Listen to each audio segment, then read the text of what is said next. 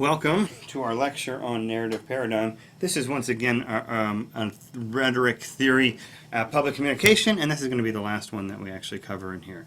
And you'll see this rhetorical theory is quite different from both Aristotle's rhetoric and the narrative and the dramatism that we discussed last time that we're together. So Walter Fisher believed that, once again, you'll see this theory is a move away from the logos. Right? And so Aristotle really deals a lot with logos. Kenneth Burke says that persuasion and rhetoric is primarily about identification, and Fisher says it's more about stories. He believes that a lot of communication theories are way too logic driven, right? They assume this kind of rational model. If you want to go back to something like social penetration theory, which argues that, right, like, we make rational economic decisions about how it is that we're going to engage in relationships.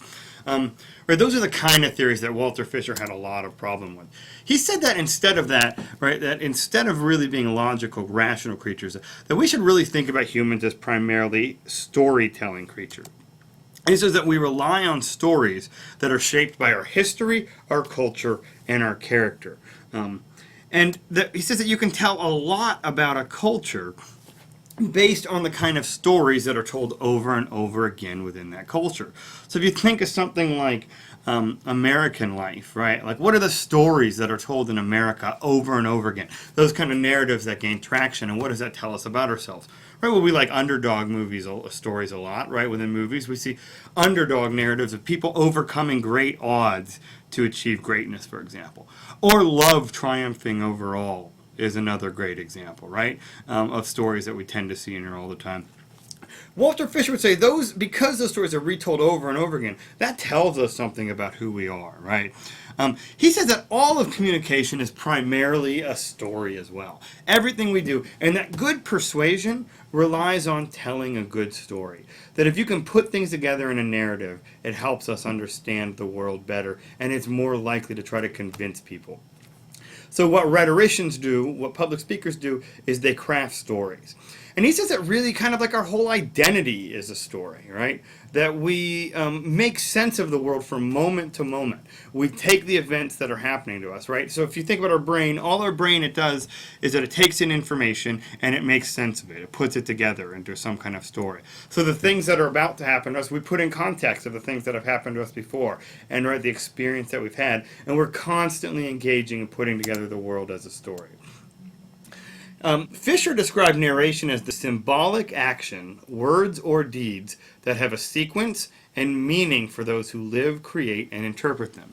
So if we break that down, right, like a sequence is really important. Like I'm saying, we put things in events, like in a narrative timeline. The same way that we do with like a movie that we would watch, right? Like we make sense of when things happen and why, and the sequence often has meaning. These things only make sense in relationship to the other things that have happened. And Fisher says we live and we create these stories, and we're also constantly interpreting them, trying to figure out what they mean.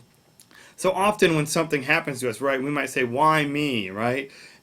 And that's an example of like trying to look for meaning in the events. We don't have this sense that things just happen randomly. No, things happen in a sense of a narrative. So Fisher says all communication except for jokes and emphatic communication are narrative. Emphatic communication refers to right, like kind of communication that we often call like a social lubricant, which is like, hey, how you doing? All right, how about you? Or hey, what's going on? Not much. How about you? Right? Those kind of things that we exchange like small talk just to kind of keep things moving don't count. So Fisher says every communicative act is embedded in an ongoing story that has a beginning and a middle and an end. And every communicative act, every time you engage in communication or communicate yourself, you have to engage in an interpretation of the meaning and value of that communication. What does that mean? Some stuff's not important, right? And when we know that. And the only way we know that is because we have a coherent narrative that helps us make sense of it. So there's nothing inherent in the meanings, right? But only a sense of framework of a story. Right, things themselves, Fisher says, don't mean anything. The only thing that makes sense is the framework of the story we've placed around it. So, I mean, we could even think about this example that I have with you right now is kind of an example of public communication.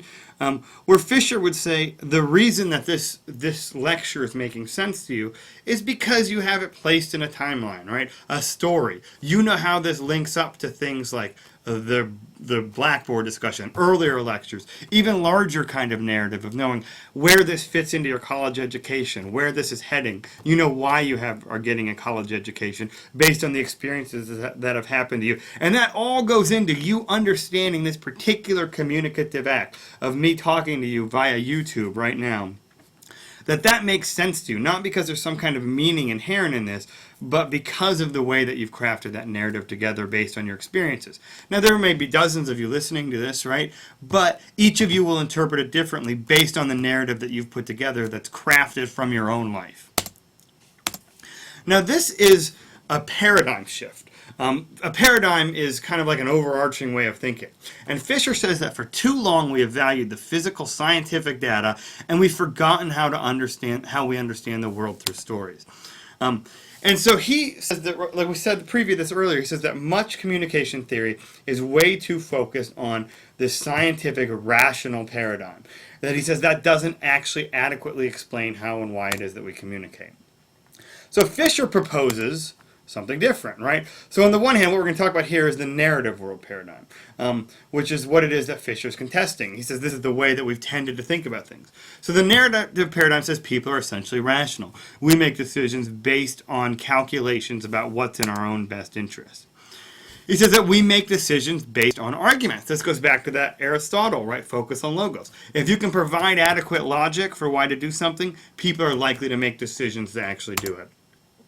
A speaking situation determines our arguments, right? If we could even do a little bit of Burke there, it says like, right, rather than like arguments existing kind of out there, that they're tied to what's necessary at that specific time to move your audience from point A to point B. Rationality is determined by how much you know and how well we argue. What that means is, sorry, I didn't mean to hit that. Is that right, like it's all about knowledge, and how much smarts you have determines how well you can argue to help people see your perspective. So we often have this sense of, right, the smarter people are able to win arguments. Well, Fisher says that's not the case. The people who are able to tell better stories are usually able to win arguments. And finally, the rational world paradigm says that the world is a logical argument that we can solve through rational puzzle making, right? If we go back to our objective sense of understanding the world as a puzzle, and every piece of information we get, we can fit into this puzzle until we have a kind of coherent picture of the whole there. And so this is a very rational world way of thinking things. Now, Fisher proposes what he calls the narrative paradigm, which is quite different. Where he says that people, right, are not essentially rational. Each of these correspond to the thing that goes next to it, right? So instead of people being essentially rational, he says people are essentially storytellers. People essentially are moved by compelling stories as opposed to rationality. He says we make decisions on good reasons. It doesn't always have to be arguments that move us. And he says reasons vary depending on how you've spun a narrative up until that point. Rather than a speaking situation determining our arguments, right, and what works, he says good reasons are determined by things like history, biography, culture, and character.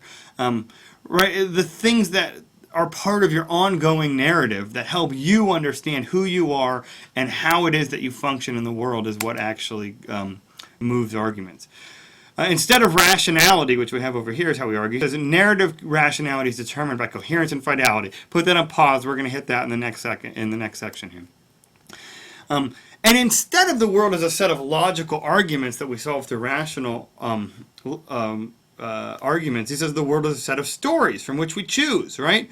Rather than being moved by a good argument, he says we're moved by stories. And there are all kinds of stories that we can choose that are going to help us recreate our lives constantly, which help us understand where it is that we're going and the actions that we want to take next. So, all right, we'll pause it there. I'll be right back. We're going to talk about coherence and fidelity.